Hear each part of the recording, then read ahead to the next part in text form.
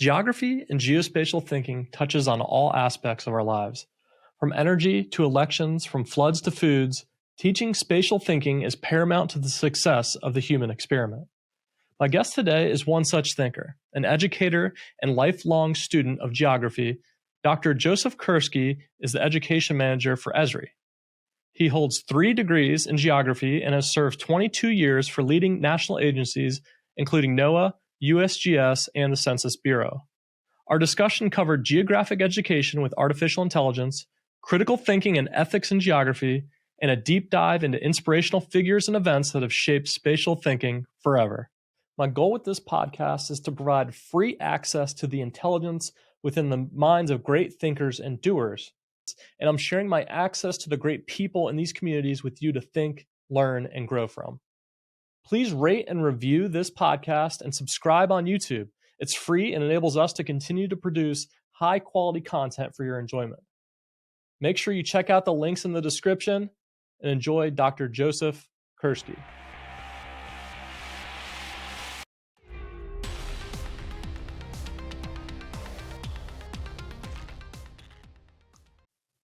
Joseph Kerski, maybe you could give us an introduction to how you became the education manager. Greetings, Nick, and greetings all. Joseph here, and I'm happy to chat about that because it's been a really interesting journey and hopefully encouraging people listening to this in a couple ways that I'll explain. But I've had a very blessed variety of experiences in the geospatial, spatial thinking, geography world.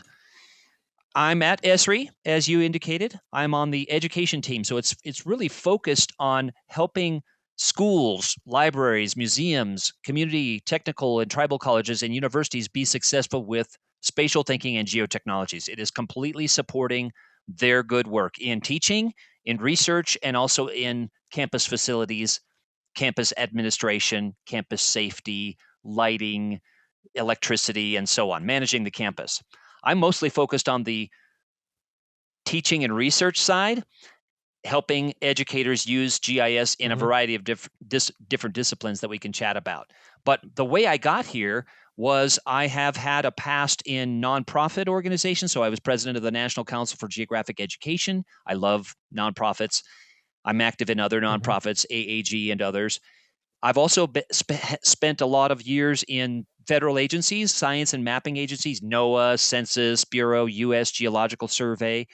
And I also am in academia. So I teach part-time as an adjunct in several different community colleges and universities. That helps me in my ESRI role as well, and I love working with students. So that's the 4 sectors of society that I've been involved with.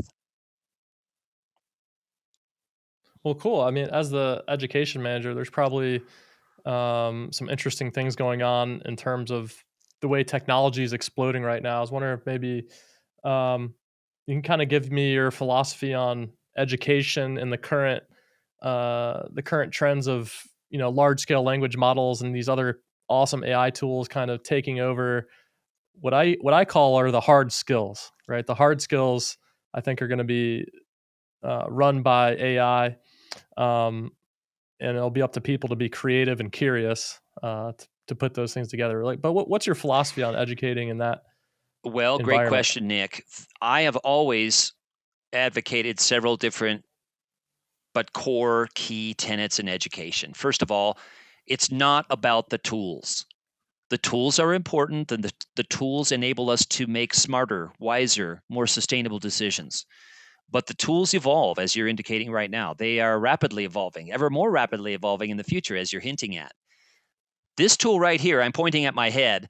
I know this is a podcast, so people can actually see this, but I'm pointing at my head. This tool right here, your brain, is the most important tool of all. Your spatially thinking, critical thinking brain.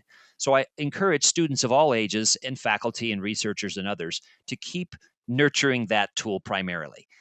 Your brain. As you're also indicating, the human element is still going to be important in wise decision making. Yes, we'll have ever more wonderful data sets and geospatial tools at our fingertips, but that spatial thinking brain of yours is the most important. Also, another tenet that I've long advocated is be critical of the data. Understand what data goes into the models that you're using, the tools that you're using, and what scale was it created at, who created it, why was it created, how often is it updated. And as, again, you're hinting at, as we go into this big data world, AI-enabled tools, it's even more important than ever before that you understand what goes into that. And in part because you're not going to be in the future using very much of the standard workflows, perhaps, of the past, where you've got your own small data set and you've got your model that you're running on that, and you come up with solutions. So those will still be important, to be sure, but increasingly it's going to be, I've got to figure out how to make the Texas electrical grid sustainable in the event of a future freeze, right? And I'm not going to be just loading a couple of electric lines. I'm going to have millions of customers and thousands of lines and thousands of switch boxes and transforming stations. So I'm going to use probably a model that's AI enabled that probably someone else created, but I need to understand what's in that model. So those are a couple of the things that I've long advocated. But last one here is, as we kind of move forward, you're hinting at another key thing, and that is the transformation of education. Now, education has always been evolving to be relevant and timely and meeting students' needs and meeting societal needs and so on. So no surprise, but in the last 3 years, many faculty have been forced, right, to adopt a hybrid model or to teach online. I've been teaching online for 20 years, and I love it. There's so many tools and data sets available online, but some faculty, and it wasn't their fault, they just never had to teach online before the year 2020, and suddenly they were forced to. And so teaching something like geotechnologies, which is rapidly evolving and high tech inherently and complex, now they had to, in addition to that, engage students in the online or hybrid environment. So for many, that was a very challenging time. But faculty are very innovative and creative, and so they did it. Some of them still prefer to teach face-to-face, and I get that as well. I love teaching face-to-face as well as teaching online. But anyway, there's been lots of that going on, that whole change. And then the last change, of course, is that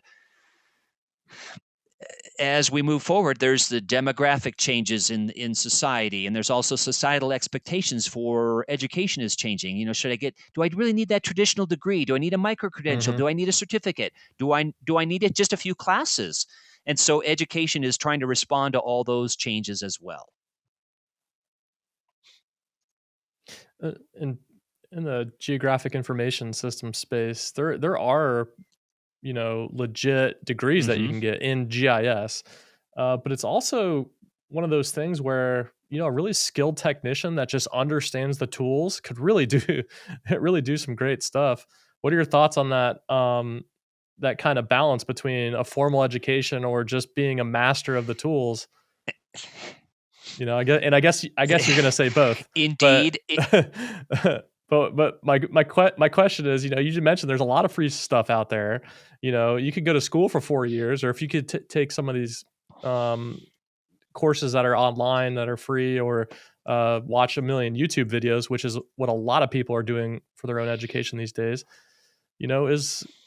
Is traditional education really the right thing for such a technical task? There's a couple of thoughts I have on that. Yes, I think it's good that we have this conversation, and this is by no means the end-all final word on this. I'd love to have your listeners. Oh gosh, the pressure's on, Nick. This is it right here today. Love to have a conversation with folks. They know how to get a hold of me based on the resources that you're attaching to this podcast, and I'd love to have this, because we need to have this conversation, because we're still inventing it as we go. We're inventing this whole geospatial education. When you think about it, geospatial technology has been around since 1965. Tomlinson, the Canadian Land Inventory. So we're only in the 60th year-ish of geospatial, and in education, even newer than that, right? Universities really didn't fully embrace GIS until right around late 1980s, early 1990s, when you started to see those early textbooks and so on. I think, there's several things that are important here. Number one, it depends on what the person wants to do and where they see themselves working.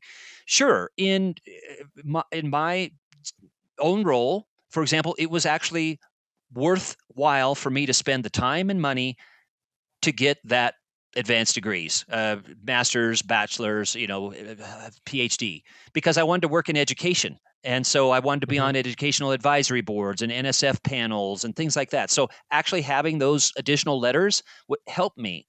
If I would have gone into just non-educational space in geotechnology, which is where I was actually at the Census Bureau and USGS for many years before I got into the educational focus of my career. But when I was making data, working with local stakeholders, et cetera, building Tiger and digital line graphs and digital orthophotos and all those other kinds of core data sets, National Hydro data set, I think that the bachelor's and perhaps the master's would have been sufficient. And then in addition to that, additional maybe certification, credentials of various kinds, micro credentials and stuff. So it really depends on where a person listening to this is feeling that they want to have the most positive impact and where they see their role is. Certainly, as you're touching on, there are many ways to get to nurture that whole lifelong learning, which is what we're all encouraging the community to do, right, Nick? Is be a lifelong learner. There's never going to be, even when you get your whatever degree it is or credential, you're not going to stop learning. You can't stop learning in this space. So that all being said, universities are trying to figure out, and college, technical, tribal, and community colleges as well have a key role here. How should they position themselves? It's definitely no longer just the degree, for sure, and it hasn't been for quite some time. Right. And as you're also touching on, now that we've got online learning tools, hey, I can be in my home office in Colorado, and I can take the Penn State, which I have a lot of respect for, and other programs online. I can enroll in those programs. I can also go to Bootcamp GIS and take a series of courses and get a certification there. And I can also take ESRI MOOCs, massive open online courses, and I love those. And I encourage people to do those as well. I can take learn.arcgis.com modules and the training at ESRI and other organizations. Those are all good things. Obviously, you've got a regular job to do, and so you've got to balance out, hey, how much time I'm going to spend learning, actual purposeful learning, rather than just learning on the job, versus getting what my supervisor is asking me to do today or this week, or my team goals this month or my organization's goals this year. I've got to do those too. So how do I navigate the waters where I'm spending time purposefully learning and walling off, and maybe this is another conversation, walling off my regular duties so I can say, I've got to be immersed in this, for example, this MOOC for 3 hours. I can't just sort of dip into it for 5 or 10 minutes, right? That's just not conducive to learning this. So how do I position myself? What's the work learning balance, if you will, to do that? But yes, you're exactly right. There is I think a very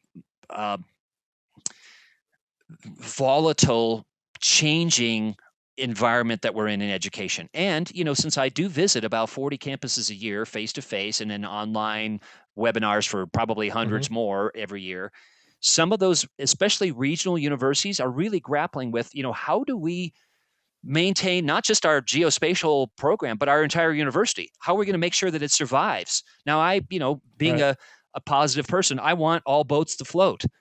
I think there's space for everyone. But the reality is you're competing against all these online programs and all these micro-credentials. So one of my pieces of advice for especially those regional, smaller universities is, okay, what can you focus on that's already a strength on your campus? Maybe it's agriculture, maybe it's meteorology. And so connect your geospatial program to, maybe it's business or, some aspect of business like supply chain, rather than you directly trying to compete with your big state university. I don't think you're going to win if you're always going to try to compete with your big. Some students will always want to go to, Champaign-Urbana, right? Or the Ohio State. They're not going to want to go to Western Kentucky or Eastern Illinois. So, okay, what do you focus on there to, it's not going to be large, but it could be very viable and something that someone couldn't get anywhere else. Yeah, so you brought up a good question for me anyways. It's, doctors and lawyers, they all have to take recertification exams and things like that. Should there be a expiration date on the PhD? If somebody has a PhD in, geospatial science from 1980, things have changed a bit. Should there be some type of re-up on that PhD, or is it, Oh, hey, you haven't published anything that's an lately? interesting question. I'd love to get other people's opinions on as well. My opinion is that everybody in geoscience, GI science, they are all extremely keen on learning as they progress through their careers. So I don't know of anybody in this space. And again, this is admittedly in these spaces, Yeah, but I know a few people with advanced degrees in chemistry and art history, and they're also lifelong learners. So I don't know of anybody that's just sort of sure. resting on their past laurels or accomplishments and just kind of coasting along. Um, and maybe I'm working in sort of rarefied air where the people I'm working with are all Hmm. extremely innovative and desiring to partner with others. I mean, I tell people myself, I've been working with geospatial. I said this in a community college not too long ago, Nick, and the students' eyes got kind of wide because they realized how old I am. But I worked on Tiger at the Census Bureau, and their eyes were like, oh, I've read about that in textbooks. Joseph worked on the Tiger system at the Census Bureau? Oh my Right. gosh.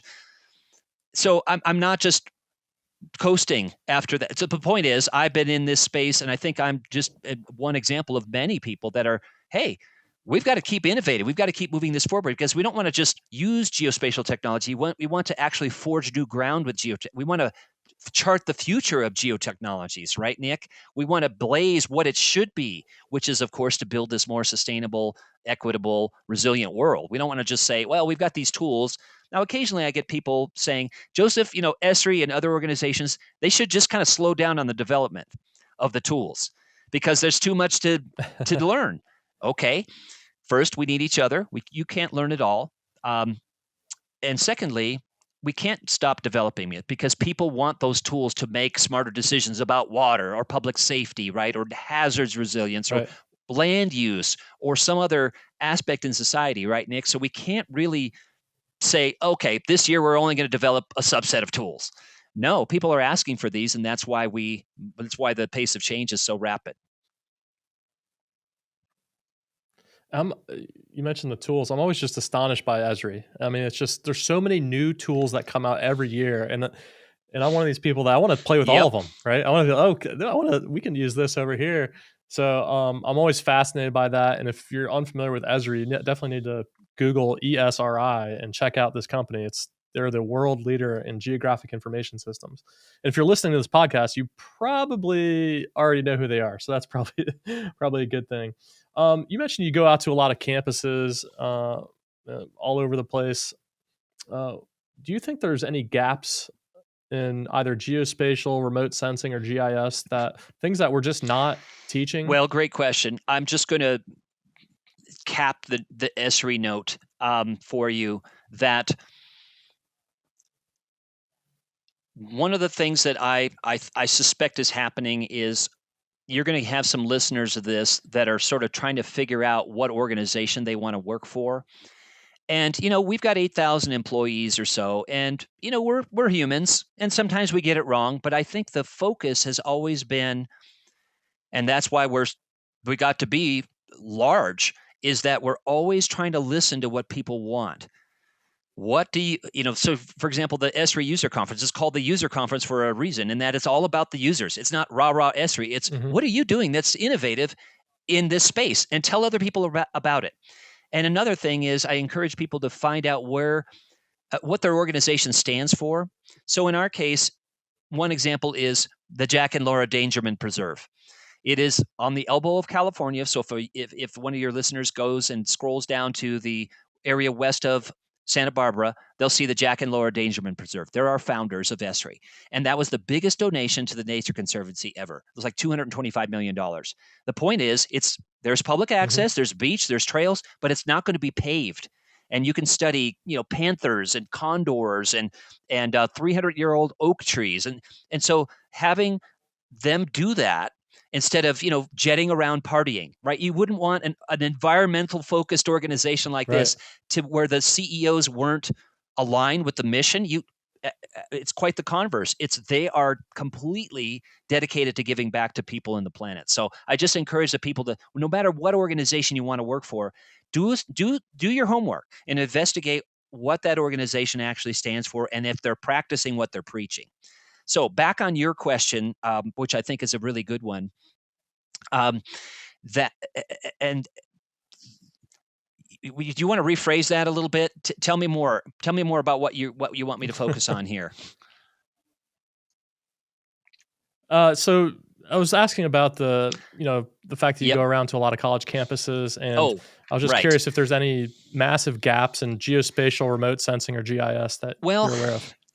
this is starting to close, but I've always advocated, based on reading John Pickles' book Ground Truth from the 1990s. John Pickles is still an active professor at the University of North Carolina at Chapel Hill, and that was the first really set of readings I ever remember about the societal implications of GIS. In other words, it's not just this objective tool, it's not just positivistic tool, but we've got some societal implications. And now, especially with the advent of web-based GIS and the whole scenario where everybody is a map maker, everybody can create content now. It's not just the USGS and the Ordnance Survey, the UK, and the United Nations Environment Program. Everybody can create map content, and so now there's even more of a emphasis on, we need to be critical of the data. We need to know who created it, why it was created, how it was created, how often it was updated, et cetera. Because ArcGIS Online, for example, is an open platform. Anybody can contribute data into it. So the data consumer then needs to know how to be a discerning, critical thinker with regards to data. So I think that and other things related to societal issues, geoprivacy, copyright, and other ethical issues. When you make a map, when you symbolize, when you classify, right? When you choose the projection, all these are influencing people's final perception of the issue, the problem, the scenario that you're laying out. So the ethical and societal issues involved with mapping and visualizations, more generally, I think are being looked at more. I would like, to your point, I would like those to be embedded in all courses, not just, hey, week 15, we're going to talk about ethics in this course. No, there's ways to embed Right. it, and I've actually written about this as well in practical ways throughout courses.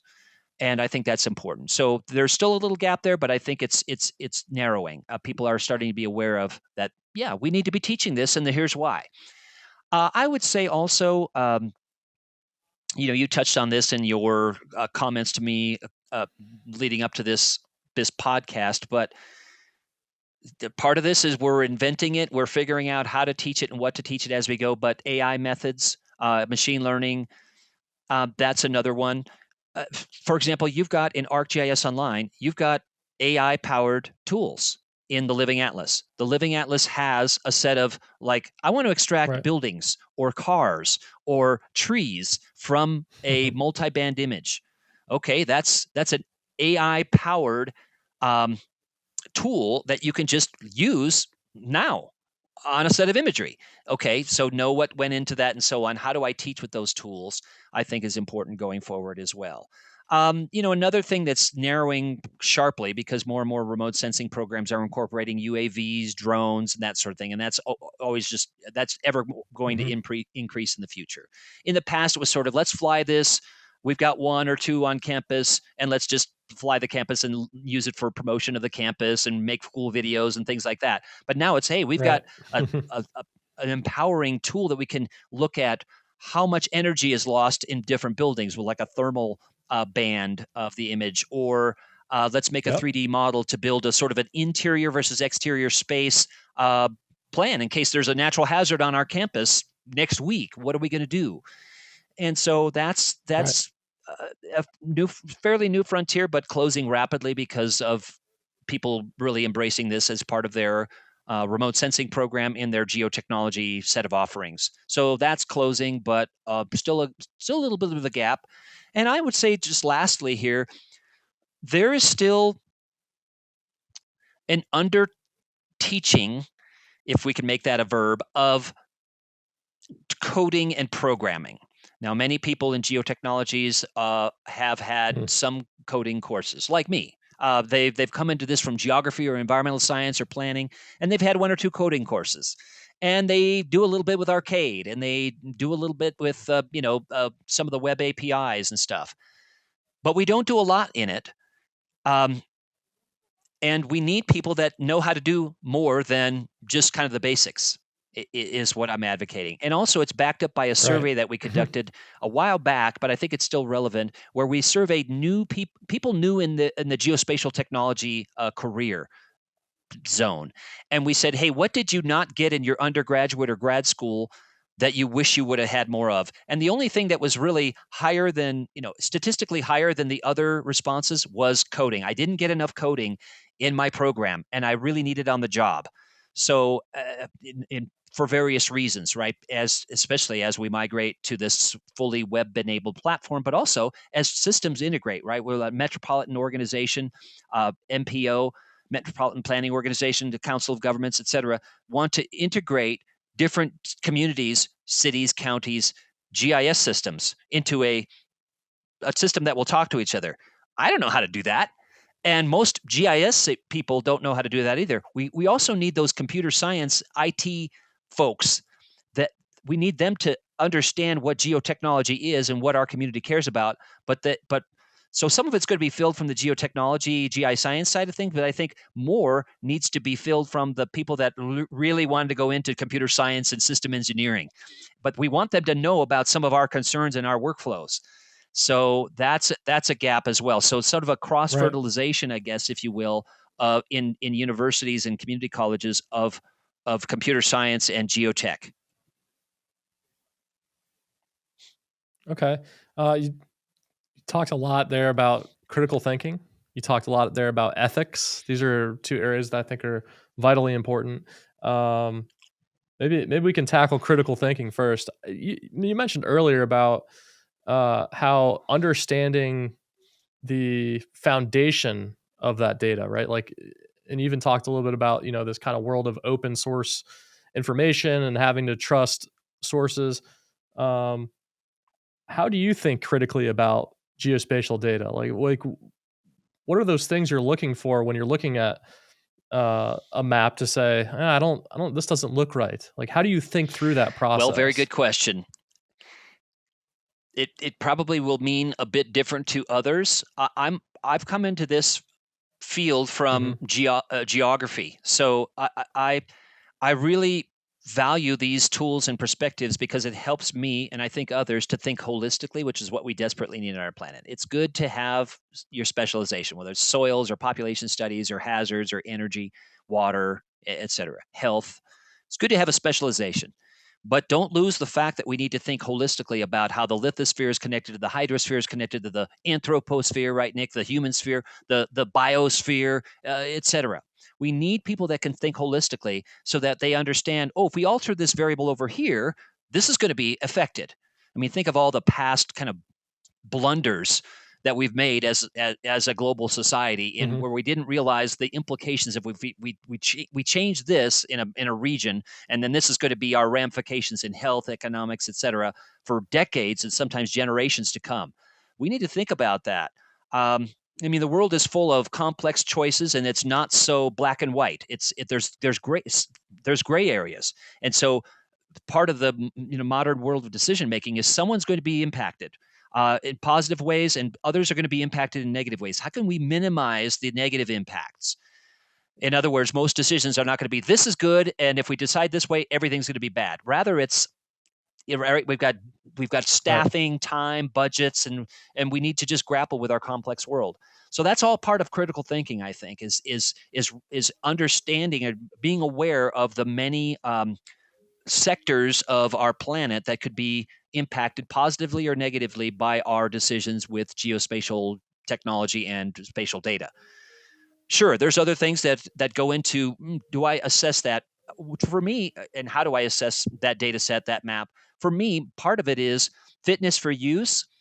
Is that data set fit for my use? It may not be fit for your use, Nick. If you're looking at fiber optic cable in a 1 square block, you need highly accurate data. You need a whole lot of layers on the built infrastructure. For me, looking at a region, watershed, more is not always better. This is another message, right? Do I need sub-centimeter spatial resolution in my imagery for a watershed study? Probably not.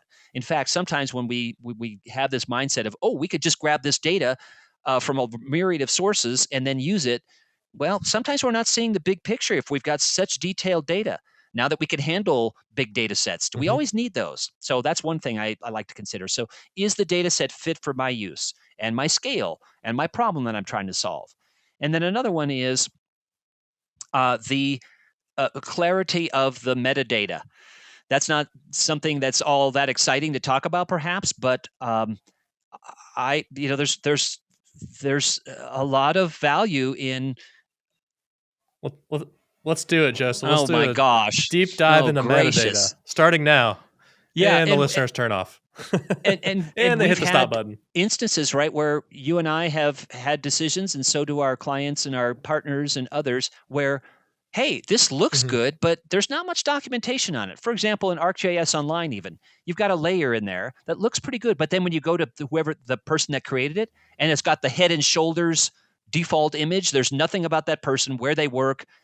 They may have metadata there, but there's nothing about who actually created it. That's another thing that I think is important to look at now. So I and you and others, we can start not only following, organizations that create data, but I tend to follow and look at data that, trusted colleagues and partners have created. So, hey, Jim Harry's on our Living Atlas team. I always look and see what Jim has produced because I know it's going to be sound. I know Jim has gone through the homework, and Lisa Berry and others, Bern Sokolsky. So there are certain individuals that you can also look at. And this is where if you're producing data, you've got some sort of profile of who you are and where you work. So I would encourage people not just to populate the metadata, but also a little bit about, you don't have to write your CV in there, but a little bit about what you do and why you do it and where you work and so on, so that people can use that as part of their decision-making process on whether they're going to use the data sets that you're sharing or not.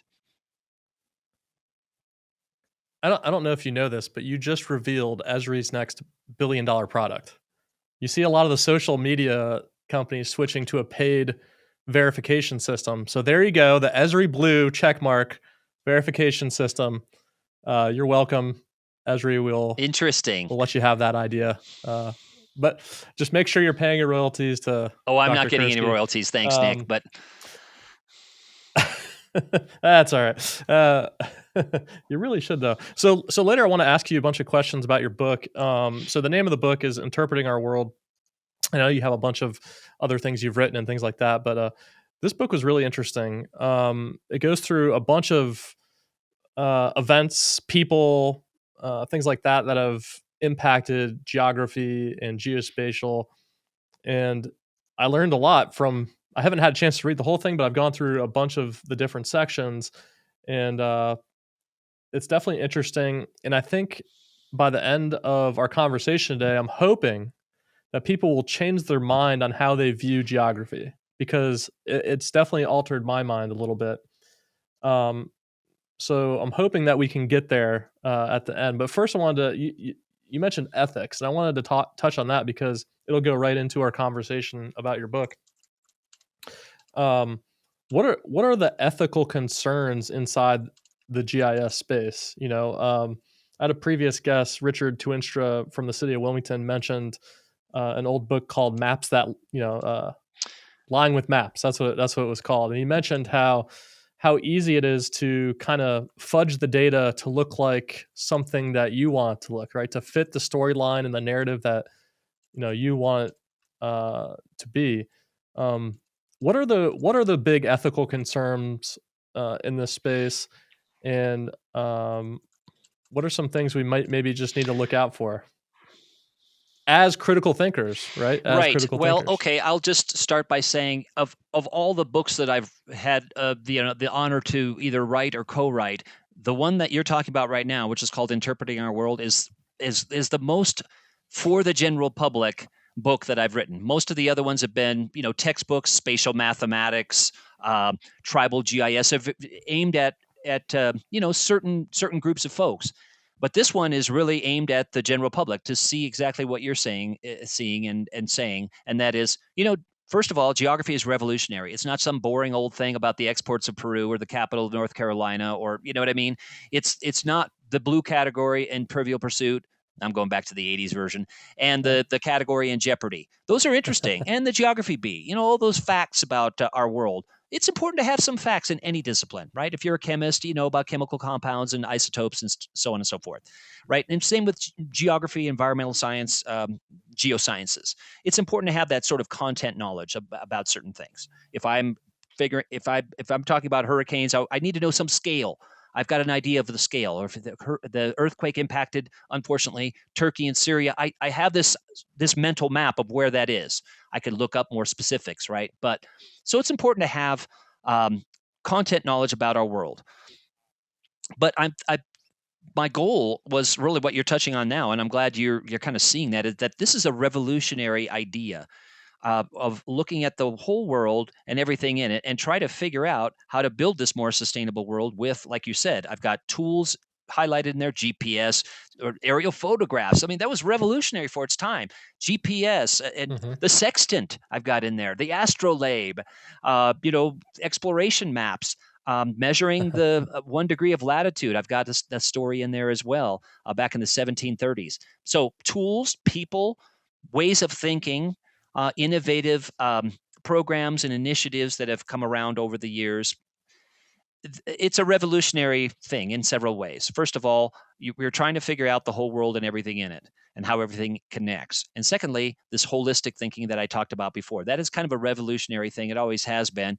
But I think ever more so now in our 21st century world, when there's so many specialties, so many specializations, we still need that holistic view of our planet, as we talked about earlier. So yes, that's the whole goal of that book, is to help people understand that the geographic way of thinking is revolutionary, and it touches on other disciplines: chemistry, biology, city planning, oceanography. That geographic thought is not just limited to geography as a discipline.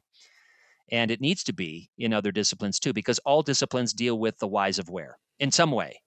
Business, supply chain management, economics. I mean, the whys of where, change over space and time is important to every discipline, really. And so that's what I'm also trying to bring forth in an interesting way that's not nothing against standard textbooks, and I've written some of those as well, but that you could actually give this to a family member or a friend, and they would say, that's really interesting. And I'm going to look at, Zheng He from China in the 1400s sailing these huge ships with soil and plants on board to far-flung regions in South Asia, and even getting all the way over to Somalia and Kenya. Wow, that's fascinating. So things like that to get them interested in exploration. And that's another theme of the book, actually, is that the exploration didn't end with the golden age of exploration. It actually continues now. We're still exploring new frontiers, mapping the mind, mapping the brain, mapping human organs. That's a frontier, right? Medical mapping. Mapping Mars, right? Mapping Ganymede, mapping the universe. That's another frontier in mapping, and lots of other things we could talk about. Well, but back to ethics, if we look at, I talked about the maps, the book on Lying with Maps. And we talked a little bit about AI and this explosion of AI tools and understanding and trusting the data that underneath it. Those ethical concerns to look. We've all heard the term fake news, right? You see the news likes to use maps all the time, and maps look very authoritative. They look very much trustworthy. If the visualization's done properly, if the symbology is good, if it's clean, you're going to trust that map. You're going to say that looks legit. Moving forward into this kind of AI driven, technology focused future, what are those ethical concerns in GIS that we just need to watch out for? Yes, very good question. And as you're indicating, it's not just new today or this year or last year. Mark Monmonier was the author of that How to Lie with Maps book. It was required reading for me as a undergraduate, actually, and for many Enviro Geo colleagues, it's still essential reading, because it and a couple of other books as well talk about this whole idea of the map is not an impartial view of the world. It's laden with meaning, as all reports and visualizations are. They reflect and shape opinion. They reflect the opinion and the views of the person making it. And so, with all science, there's an increased recognition that it's all societal in context. It is not what we were sort of led to believe years ago, where you are an impartial researcher. You're never a totally impartial researcher. There are things you can do to make it as little biased as possible, but maps have this air of authenticity, right, Nick? They tend to be believed, as you're indicating. I think in part because they were created by these authoritative science and mapping agencies for years. Rand McNally, U.S. Geological Survey, the Ordnance Survey of the UK, the United Nations Environment Program, the WHO. I mean, these are all sort of authoritative agencies, not perfect. They're all composed of people and imperfect technologies and so on and so forth. So they've always been imperfect representations of reality, maps. They are very useful imperfect representations of reality, but they are imperfect just the same. I mean, we're trying to understand, again, our whole world and everything in it with these maps. So to your point, it's not a brand new thing, but I think there's an increased recognition that we need to have a critical eye on mapped data of all kinds, especially because nowadays there's this blurring between maps and visualizations, infographics. I mean, our world is saturated, our media is saturated by visualizations, and it's a good thing, I think, in large part because anybody can create maps and visualizations with certain tools. And hey, I want to map all of the pizza deliveries in New York City over the last 6 months. Cool. I've got a big data set. I can map all that. What kind of patterns do we see? Some of these are very interesting. Right. And I think most maps are interesting in some ways. But to your point, depending on what your goal is, do you trust it? So, for example, there's a series of maps that are kind of intended to be sort of clickbait, on the online, that generate clicks. The favorite foods in every state. Okay, really? How many people did they survey for that map, right, Nick? Hey, I'm making a map on the favorite foods in every state, and I've got my office mate. What's your favorite food? Where are you from? I'll put that on the map. I mean, they're very low on the N value, the number of people surveyed. And I'm not trying to be Mr. Johnny Raincloud here. I don't say that we shouldn't have any of those kind of fun maps. They are kind of fun, some of them. And but people even need to have a critical eye on that, because the more that those maps get populated, I think the more that people are maybe not asking questions about other maps that are more scientific, maybe, or on a really serious problem, not favorite foods in every state. So even those things, I think, we can use as teachable moments to help people understand, okay, it's kind of interesting, but what if the end value of that favorite foods in every state was basically one person in every state? Can you trust it? Should you trust it? Right. Okay, maybe I don't need to trust it. Maybe I just want to look at it for interest. And that's as far as I'm going to go with it. I'm not going to base any sort of scientific study on, okay, it's enchiladas here in Colorado. I'm going to, for another purpose, I'm going to have a bit of a more rigorous set of criteria as to whether I'm actually going to use that map or data layer in my analysis. Cool. So I do want to start asking you some questions that actually pulled from your book, and these are really awesome. I think if you're listening, you're going to enjoy this conversation because there's so many great stories in here. There's so many great stories from things that have happened that all impact geography. So I was hoping maybe we could start with the first guy, and I sent you notes, but I can't say this name. Eratosthenes. Eratosthenes.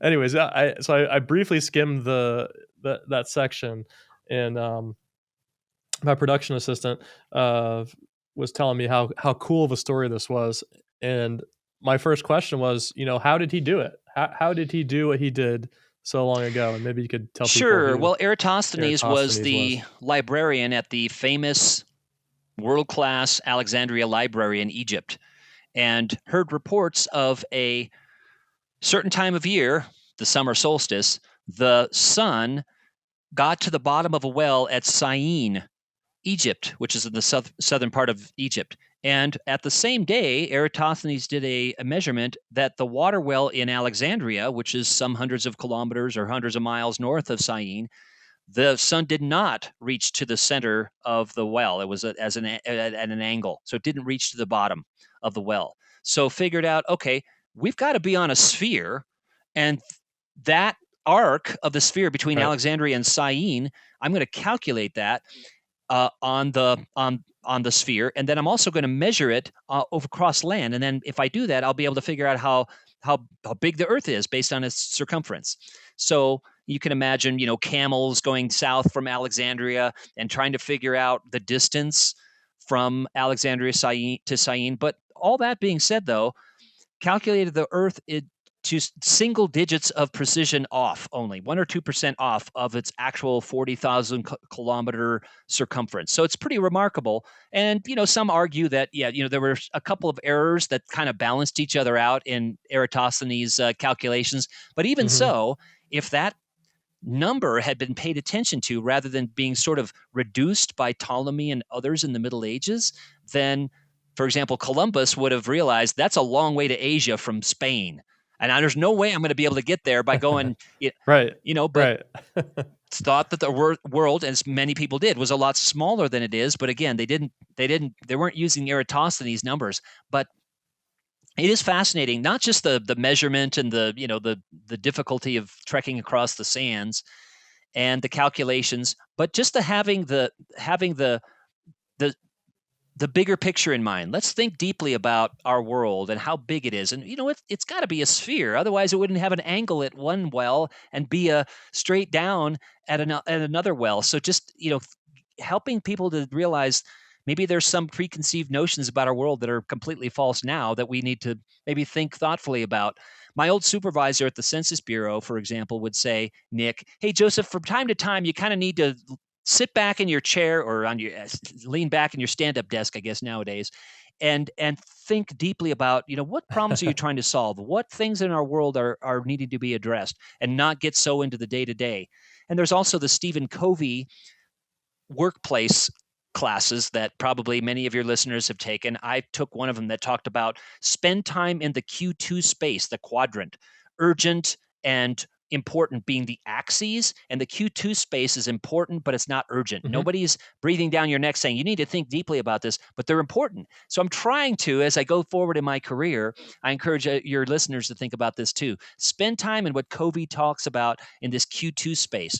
They're important problems to think about and grapple with, but they're not necessarily urgent. So many times the urgent, it supersedes everything else, right? Your boss, your supervisor, your stakeholders, whoever you're dealing with are saying, you need to do this now. And I get it. I'm a realist. You need to pay attention to those things, but wall off some time where you think about these big, which I think is what Eratosthenes must have been doing, one day in the library saying, what's the shape of the earth? And how can I calculate it? And so on.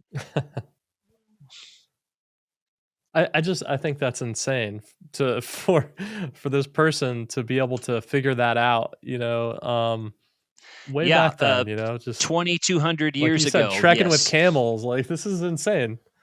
Yeah, I mean, this is crazy. I guess the modern day version would be, us understanding the size of our observable universe. I mean, I guess this is the modern day problem, and hopefully, the James Webb Space Telescope will help us figure that all out.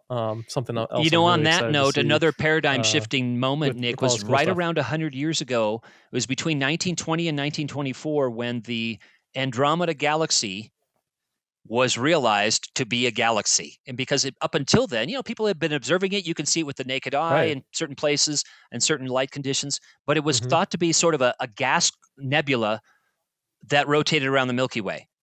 And then when it was realized that is a whole different galaxy, our size, our conception of the universe multiplied numerous fold.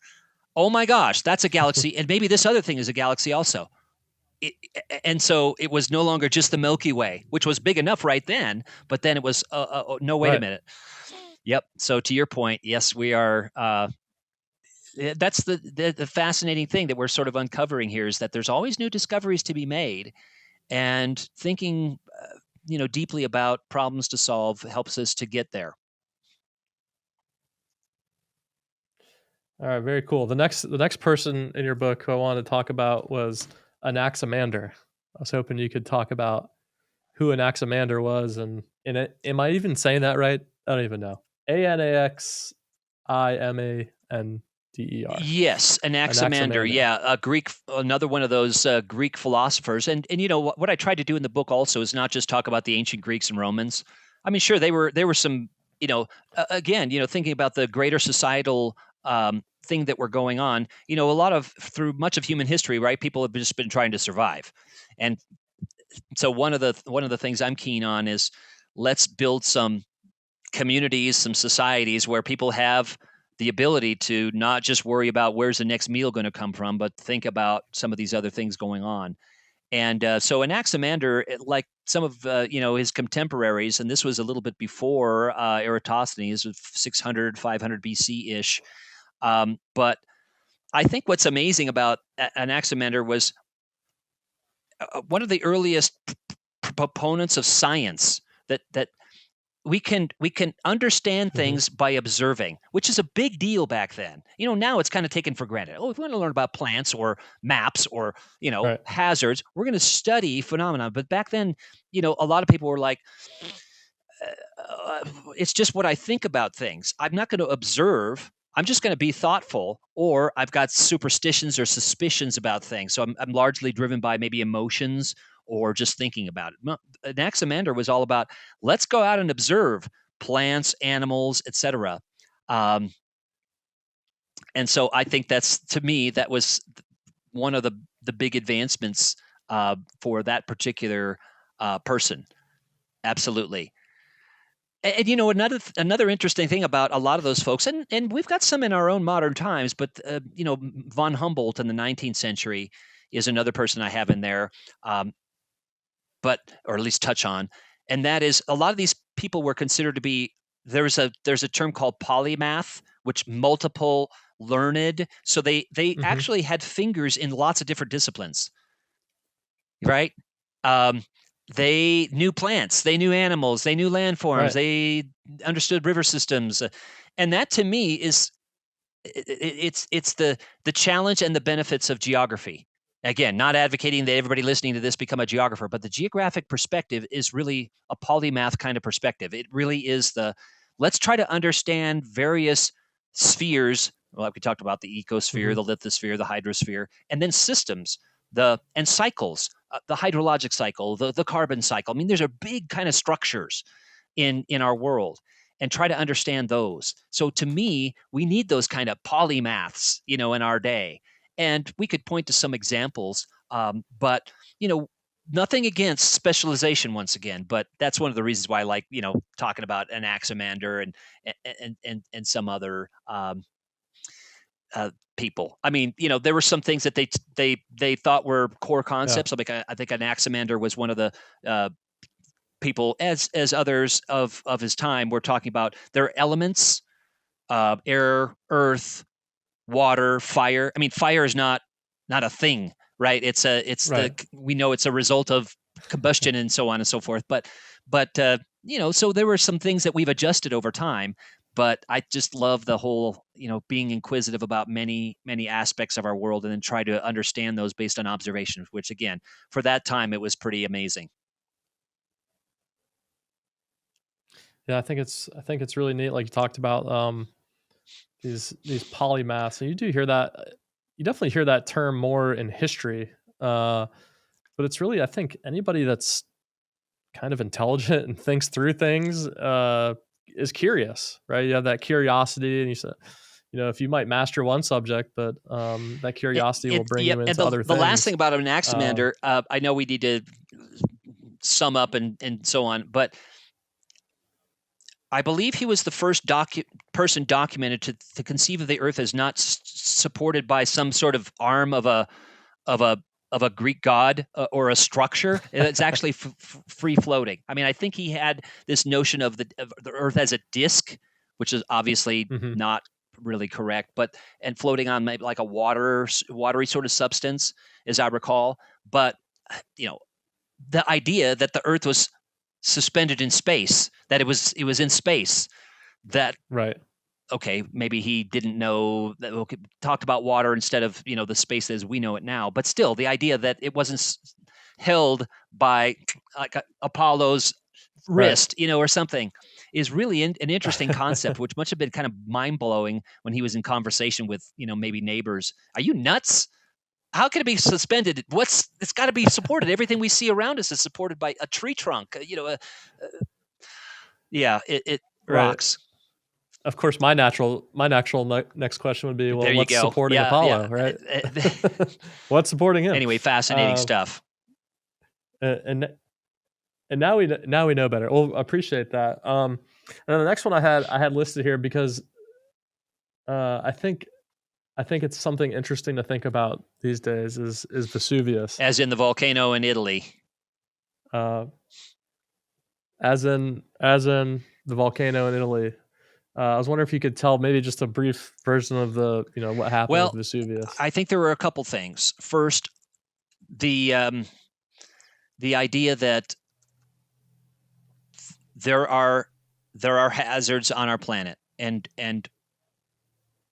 the realization that if we're going to build a town and we're going to live at the base of something that's hazardous, maybe that's not such a good idea. So kind of thinking about where should human habitation be. I mean, some of these lessons take a long time to gel, right? I mean, we're still living in lots of hazardous zones in our planet, and we've got 8 billion of us that we have to figure out where we're going to house everybody. So we're going to be living in hazardous zones. But I think that kind of horrible, destruction from a live living example of the Earth as a dynamic planet made people realize that this is not a static thing. So it really fostered a lot of scientific and geographic thought.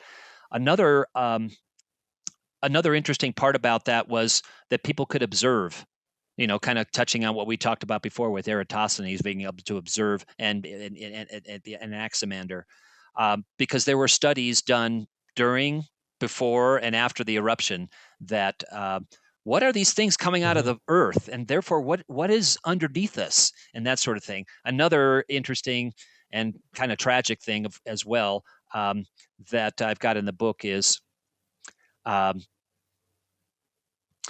Pliny was observing and got so interested in it.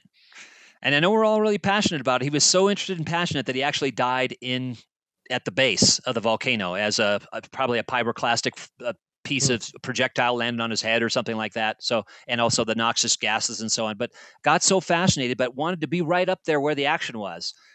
And, that was the last observation that he made.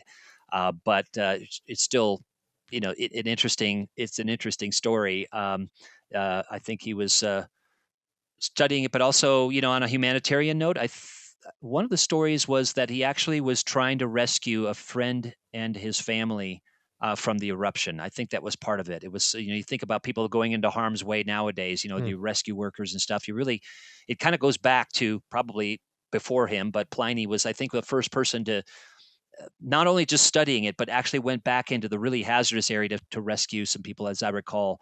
I'm not sure I put that in the book or not, but that was at least from several sources, again, being critical of the data, but being from several sources, he actually went into the really hazardous area to rescue some people. So, it's kind of a touching, part of it. So I think the reason I pointed this one out was to ask this question: are there any current Mount Vesuviuses in our world that we really need to be paying attention to? I was recently fascinating. in Iceland. Went there on a vacation over the summer, and Iceland's fantastic. It's absolutely one of the most beautiful countries in the world. And the first night that we were there, we were staying on the 9th floor of a hotel, and in the middle of the night, I could feel shaking. I'm from Florida. I grew up in Florida. I don't know what this is, right? And my thought was, well, I know they have volcanoes here. This must be an earthquake, right? There must be an earthquake. Find out the next day that yes, in fact, there was a volcanic eruption, and the earthquake was a side effect from that eruption, and people just flocked to this eruption. And I remember thinking, What if it's Mount Vesuvius? What if the thing everybody's flocking to, and thousands of people went out there to take their drone videos and pictures and research, and the news was out there. And my thought was, what if this thing's actually worse than than what people suspect? Did we learn anything from Mount Vesuvius? And is there a Mount Vesuvius lurking around our corner today? Oh, gracious. We could have a whole another block on this, but yeah, Iceland, fascinating, right on the plate boundary. And Simon Winchester, whom I regard very highly as an author, he has one of his books is he goes to the Mid-Atlantic Ridge, and then he ends the book in San Francisco. So it's all about hazards and hazards resilience. That's a fascinating book. I'll have to look up and see that what that one was. Maybe you could put it in the resources to accompany this. But I love that book. But yes, well, gosh, there are all kinds of reports, right, about what happens if Yellowstone National Park, is our next Krakatoa. Yeah. Or Mount Vesuvius or something like that, where you've got this massive amount of activity in the middle of the plate. Well, gosh, maybe we won't be worried about podcasts if that happens, right, Nick? But sure, I think right. We are getting smarter. It's sometimes agonizingly slow how decisions and plans come from investigation. But think of Gilbert White, who was a researcher, geography professor, mid-20th century, and would tell the Army Corps of Engineers, hey, these levees that we're building, for example, on the Mississippi River, that's only a feel-good measure. That's just temporary. Eventually, the river's going to decide to do what it wants to do. And we can build in the floodplains, but it's not wise. Let's use a different kind of land use for floodplains.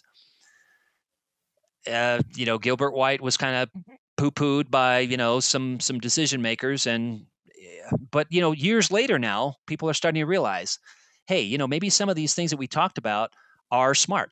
John Wesley Powell, right? The whole idea of the West being arid, and we need to be maybe having communities around watersheds, and we need to manage the watersheds wisely.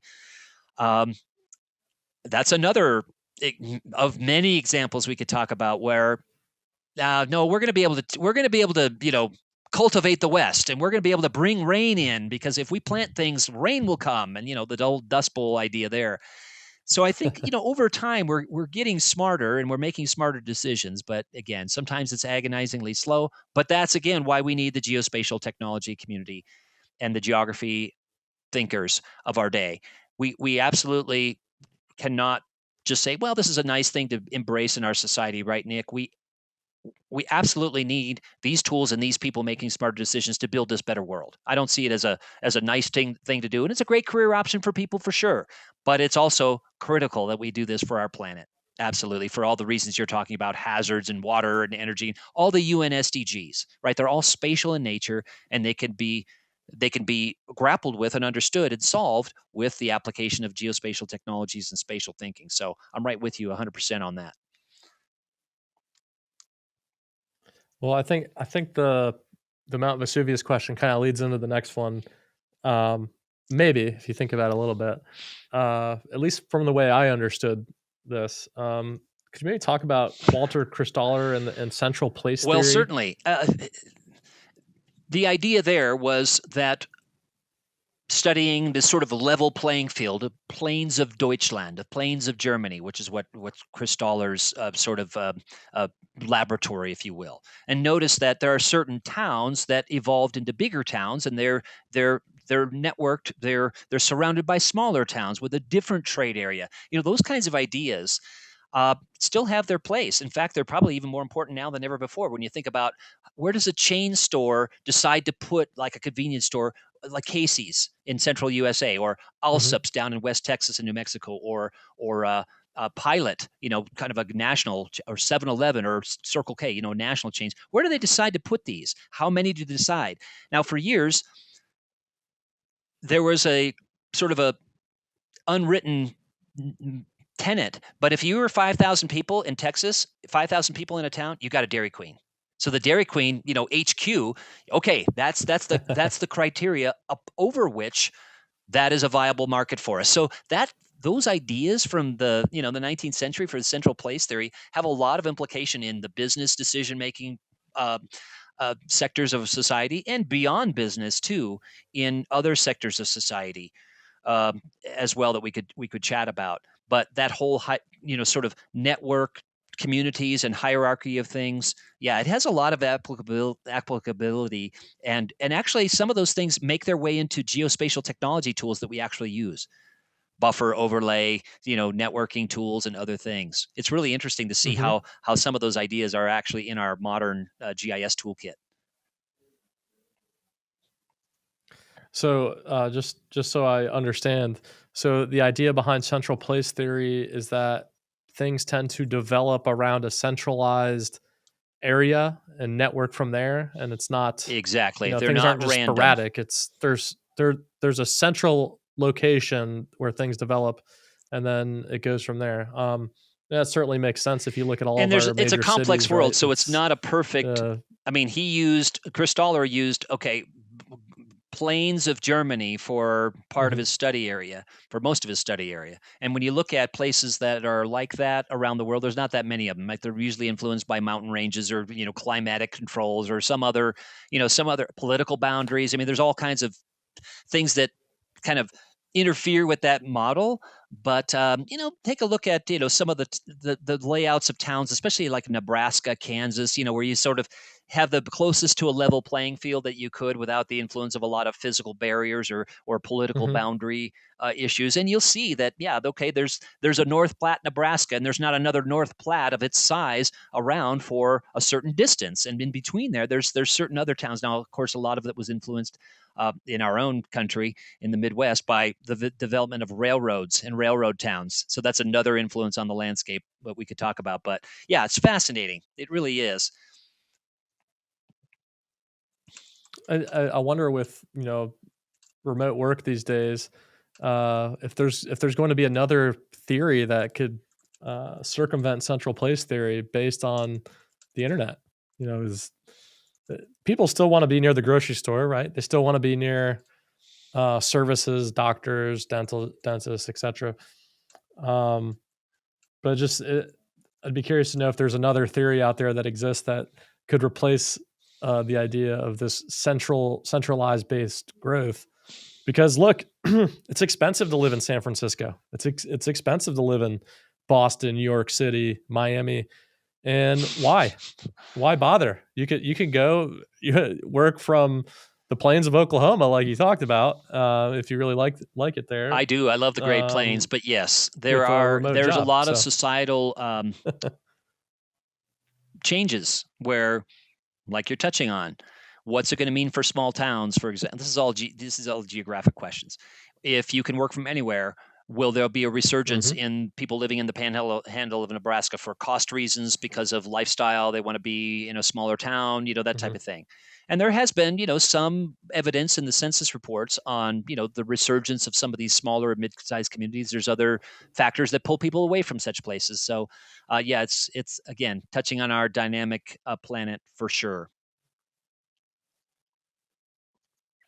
Very good. Okay, the next one I have here is Alfred Wegener. I think I said that right? This is a German name. I was hoping you could tell me the story. Well, Wegener was one of those folks that was ahead of his time, or her time, and there's other examples in the book on those kinds of folks.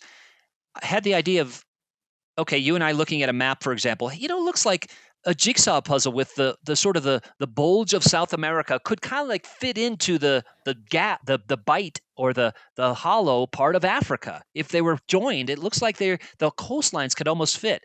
And then looking further into it, hey, there's some mountain ranges that have the same kind of sediments on either side of the Atlantic, and ditto for the Appalachians and some mountain ranges in Ireland and in Western Europe. So had this idea based on that and many other things going on, many other observations, that we have this thing called plate tectonics.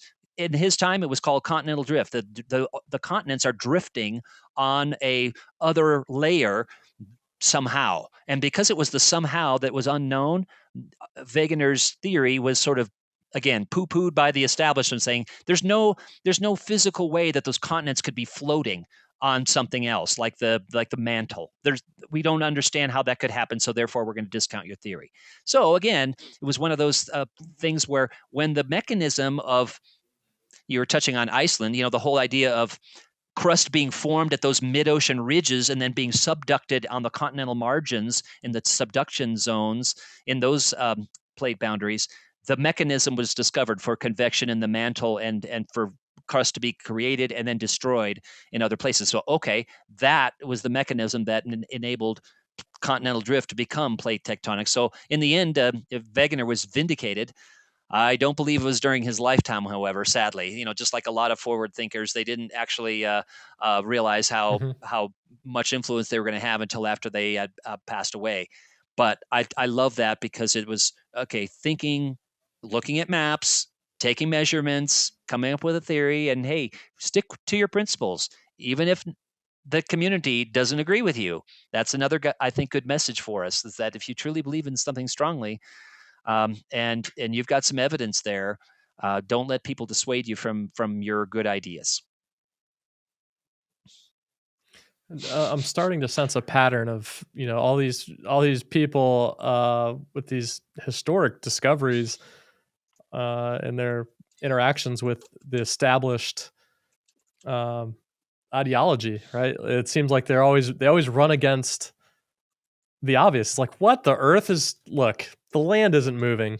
Get out of here. You're crazy. Right? Can you imagine going to someone with this idea? Whenever this was in history, and saying, "Hey, I think the land we're standing on used to be, 100 million years ago, was over there," and I just think it's such a great lesson in history that, and I try to think about this today, like who are those people with these ideas now that are kind of laughed out of the room, right? Those ideas, those are the ones, right? Those are the ones that end up sticking around and being consequential. So if we look at the current state of geography, GIS, and all that's going on, what are you hopeful about in this field?